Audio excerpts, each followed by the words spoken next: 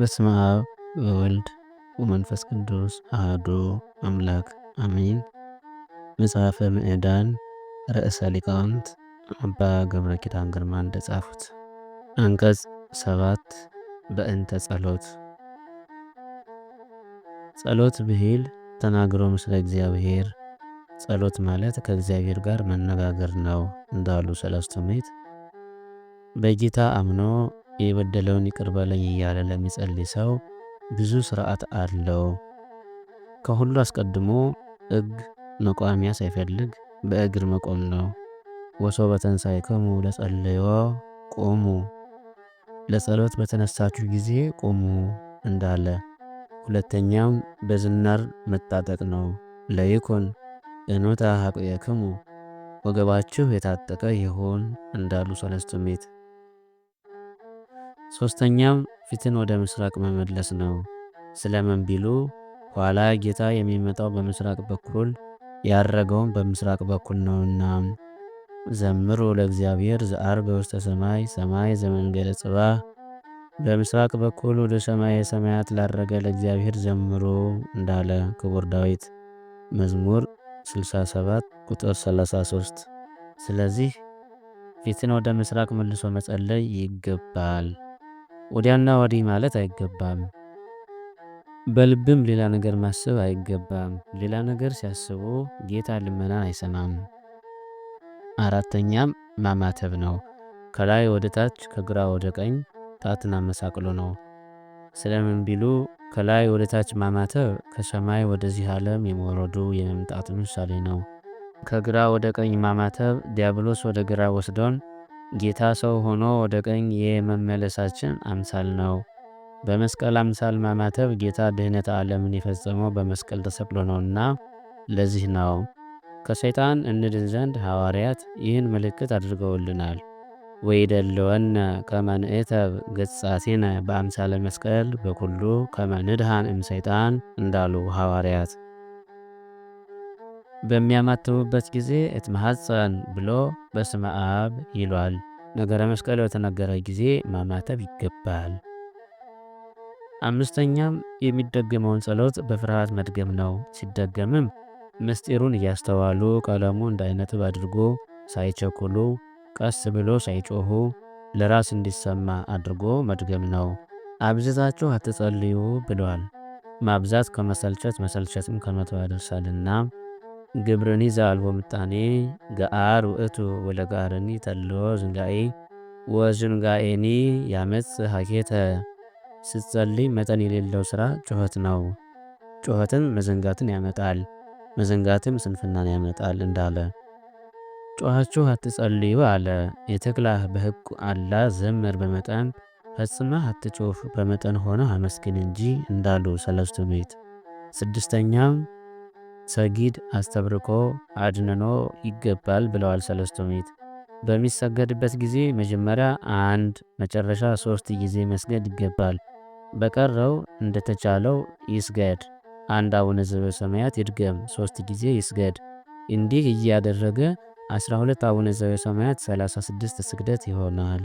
ስለምን ቢሉ ለሰው የተፈጠረው መለያሊ 36 ነው።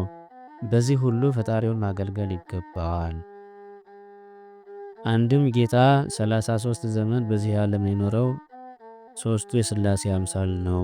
ሰጊድ ከመሬት ግንባርን እያስነኩ ነው። አስተብርኮ የጉልበት ነው። አድንኖ የአንገት ነው። ይኸውም በበዓላት ነው። እሁድ ቅዳሜ በጌታ በዓል በእመቤታችን በዓል ሰጊድ የለም አይገባምም። ከሕማማት በቀር ሥጋውን ደሙን ከተቀበሉ በበዓለ ሃምሳ ሁሉ ሰጊድ አይገባም። ለሚጸልይ ሰው እየሰገደ ሊጸልይ ይገባዋል ከተቻለው። ለማይቻለው ግን የታዘዘውን ማድረግ ነው። የሚጸለዩትም ጸሎት አቡነ ዘበሰማያት፣ ጸሎተ ሃይማኖት፣ ውዳሴ ማርያም፣ ቅዳሴ ማርያም፣ ወንጌል፣ ዳዊት ነው።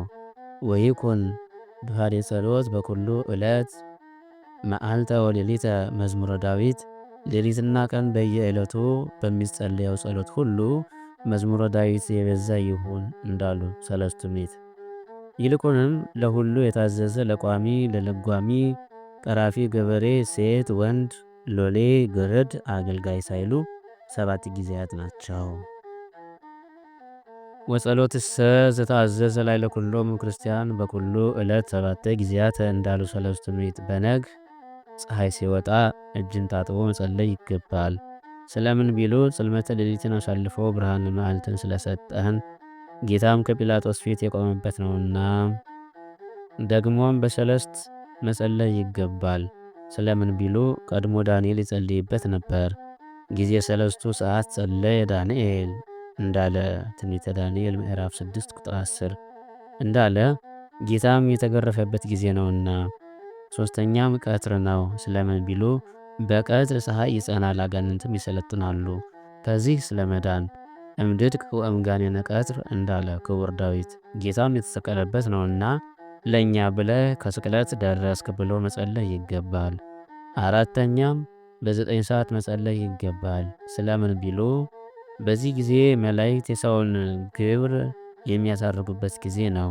ጊዜ ተሰዓቱ ሰዓት ያአርጉ መላእክት ምግባሮ ለሰብ እንዳለ ቀለሚንጦስ ክፉ ስራችንን ትተው በጎ ስራችንን እንዲያቀርቡልን የጌታን በፈቃዱ ነፍሱ ከስጋው የተለየችበት በዚህች ሰዓት ነው።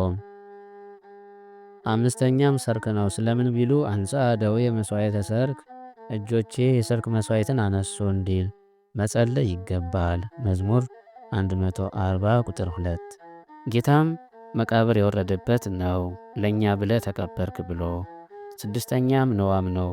በነዋም መጸለይ ይገባል። ስለምን ቢሉ ስራህ መዓልትን አሳልፎ እረፍተ ሌሊትን ስለሰጠን ጌታም የተያዘበት ነው ለእኛ ብለ ተያዝክባት ብሎ።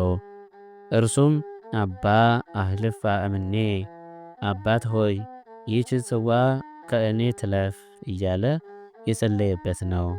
ሰባተኛም መንፈቀ ሌሊት ነው። በዚህም ጊዜ መጸለይ ይገባል። ስለምን ቢሉ ዳዊት መንፈቀ ሌሊት እትነሳ ከመ እግነይ ለከ በእንተ ኩነኔ ጽድቅከ አቤቱ ስለ እውነተኛ ፍርድህ አመሰግን ዘንድ መንፈቀ ሌሊት እነሳለሁ ይላልና። ጌታም የተነሳበት ነውና የተነሳበት ትንሣኤ ክቡር ነው ስለማለት መጸለይ ይገባል። 7 ጊዜያት የተባሉ እሊህ ናቸው።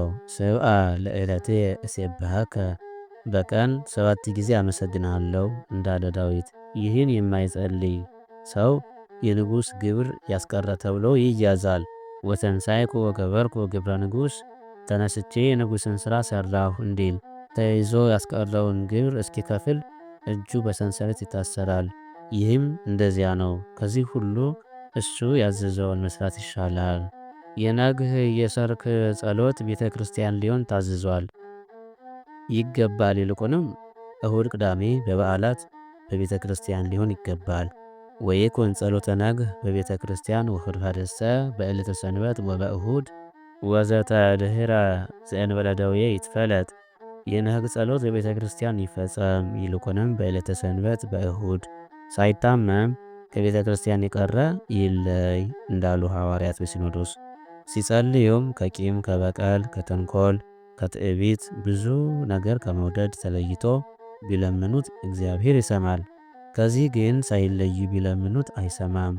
ከዚህ ሳይለይ የሚጸልይ ሰው ሳያርስ የሚዘራ ገበሬ እጥ ፍሬ ሳታወጣ የምትፈስል ሴትን ይመስላል። ጸሎቱም አያርግም። ጸሎቱ ለመስተቀይም ከመዘር ዘወድቀ ማእከለ አስዋክ የቂመኛ ሰው ጸሎት በእሾህ መካከል እንደወደቀ ዘር ነው እንዳለ ማር ይስሐቅ። ኢዮክፍት ጸሎቱ ለመስተቀይም የቂመኛን ሰው ጸሎት እግዚአብሔር አይቀበለውም እንዲል ጸሎትን ሲይዙ ጾም ሲጾሙ ለተራበ ለተጠማ ለታረዘ እየሰጡ ነው። ጸሎትከ ወምጽዋትከ አዘከሮ ከሀበ ልዑል ጸሎትህና ምጽዋትህ በእግዚአብሔር ፊት ለመታሰቢያ እንዲሆን አደረገ እንዳለ በግብረ ሐዋርያት። ሀብት የሌለው ግን ቢጾም ቢጸልይ የተጣላ ቢያስታርቅ ቂመኛ እልከኛ ባይሆን ይድናል። ሀብት ያለው ግን ካልሰጠ ጾም ጸሎት ብቻ አይረባም። ዕጣነክሙ ወመሥዋዕተክሙ ኢይትዌከፍ ለእመ የተወከፍክሙ እቤረ ወእጓለ እመውታ። ድሀ አደጉን ካልተቀበላችሁ እግዚአብሔር ዕጣናችሁንና መሥዋዕታችሁን አይቀበልም እንዳለ ዮሐንስ አፈወርቅ። ጸሎት፣ ምጽዋት፣ ፍቅር፣ ትሕትና ቅቤ ናቸው።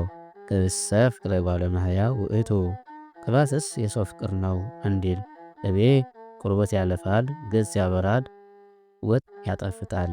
እንደዚህም ጸሎት፣ ምጽዋት፣ ፍቅር፣ ትሕትና በሥጋ ዕድሜ በሀብት ጤና ይሆናል። በነፍስ መንግሥተ ሰማያት ያገባል።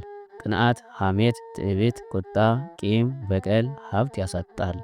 ቅንዓት ወመዓት ያውሄዱ መዋዕለ ቅናትና ቁጣ ዘመንን ያሳጥራሉ እንዳለ ሲራክ።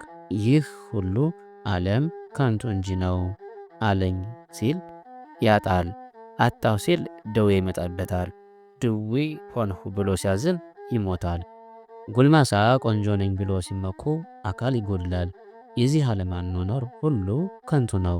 ከንቱ ከንቱ ኩሉ ከንቱ ዘታሕተ ሰማይ፣ ከሰማይ በታች ከንቱ ከንቱ የከንቱ ከንቱ ሁሉ ከንቱ ነው ይላል እንዳለ ሰሎሞን በመጽሐፈ መክብብ ምዕራፍ 1 ቁጥር 1። ክፉ ለመስራት ብልህ አይሆኑም።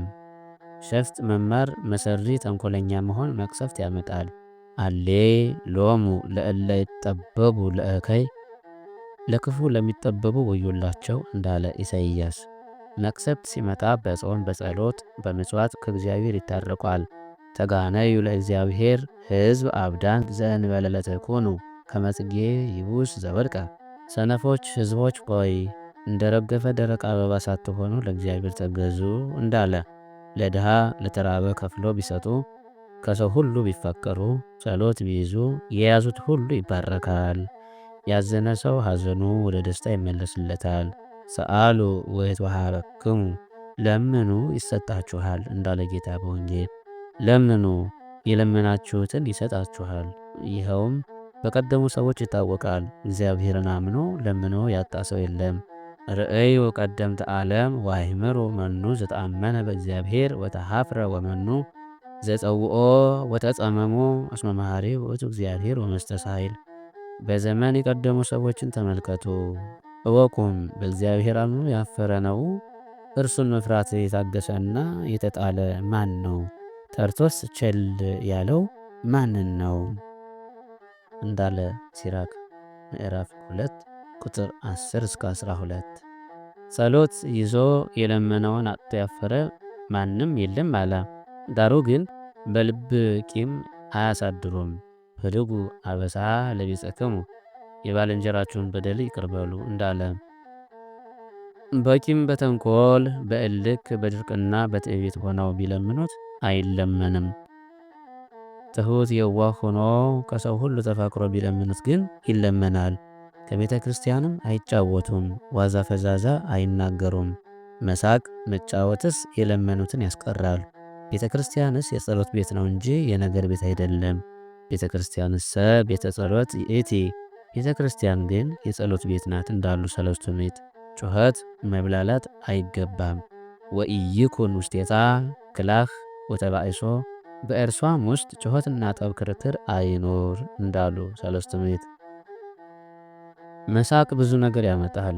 እስኪ በል የምትስቅበት ምክንያት ይገኛል? ለሁሉ ምክንያታችን ክርስቶስ ነው። ለዝንቱ ኩሉ ኮነነ አርአያ ክርስቶስ፣ ለዚህ ነገር ክርስቶስ አርአያ ሆኖናል እንዳለ።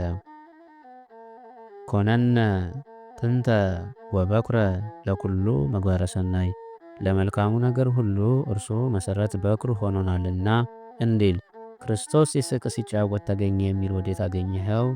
ሐዘነ ተከዘ በከየ ነው እንጂ። ወሶበ ርእያ ለሀገር በከየ ላዕሌሃ፣ ለሀገሪቱም አይቶ አለቀሰላት። ወሶበ ርእዮ ለዘያገብኦ ተሃውከ፣ አሳልፎ የሚሰጠውን ባየውም ጊዜም ታወከ እንዲል። አልዓዛርንም ባስነሳው ጊዜ በከየ አለ እንጂ ሰሐቀ አላለም። ይህን ሁሉ እየሰማህ ለምን ትስቃለህ? አሌ ለክሙ እለ ትስሕቁ እስመ ትበክዩ እንዲል። ዛሬ የምትስቁ ወዮላችሁ ኋላ ታለቅሳላችሁና ማለት ነው። ከንጉሥ አደባባይ የሚገባውን ሰው አታየውምን? ሲታጠቅ፣ ሲፈታ፣ ሲወድቅ፣ ሲነሳ፣ እጅ ሲነሳ። አንተ ግን የሰማያዊ ንጉሥ የክርስቶስ አደባባይ ከምትሆን ቤተ ክርስቲያን ገብተህ ትስቃለህ። ቤተ ክርስቲያን ሲገቡ ጫማ አውልቆ በአጭር ታጥቆ መቆም ይገባል። ብእሲ ብእሲ ዲበ መንቅቱ፣ ሰው ሁሉ ሰይፉ በወገቡ አለ እንዲል መኃልየ መኃልይ ምዕራፍ 3 ቁጥር 8። በቤተ መንግሥት ያሉ ባለወጎች በአጭር ታጥቀው ሰይፋቸውን ቀንተው ንጉሥን ከበው ይቆማሉ። የንጉሥን ፈቃደኛ ያቀርቡታል፣ የፈለገውን ሁሉ ያስደርጉለታል። ወንጀለኛ የሆነ እንደሆነ ግን ከፍ ብለው አንገቱን፣ ዝቅ ብለው ከጉልበቱ ይቀጡታል። እንደዚህ ሁሉ መላእክት ሰይፋቸውን ይዘው ሥጋውን ደሙን ከበው ይቆማሉ። ለሚገባው ያቀብሉታል፣ የማይገባውን ግን ይቀስፉታል። ናሁ መላእክት እግዚአብሔር ይሄልው ውስተ ኩሉ መካን ወፈድፋደሰ ውስተ ቤተ እግዚአብሔር ልዑል ይቀውሙ አውዶ ለንጉሥ ሰማያዊ። እነሆ የእግዚአብሔር መላእክት በሁሉ ቦታ ይኖራሉ፣ ይልቁንም በእግዚአብሔር ቤት በሰማያዊ ንጉሥ ዙሪያ ይቆማሉ እንዲል። ቤተ እግዚአብሔር መግባት ለጸሎት ነው እንጂ ለሳቅ ለጫወታ አይደለም።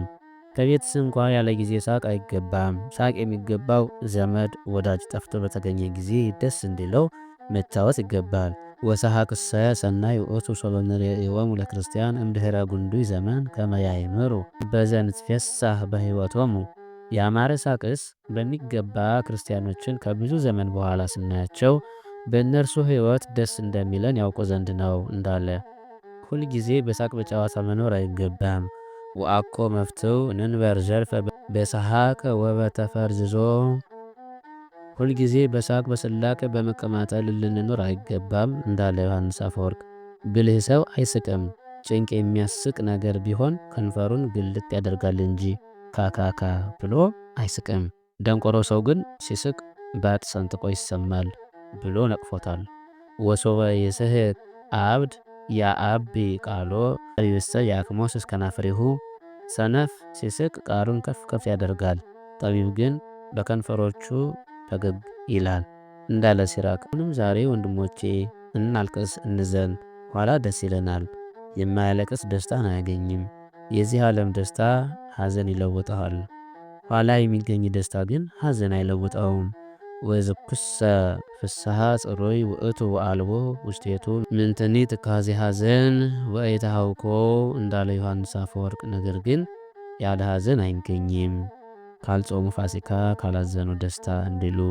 እኛ ሰርተን አናበቃምና ጌታችን ኢየሱስ ክርስቶስ በቸርነቱ ለመንግሥተ ሰማይ ያብቃን። አሜን።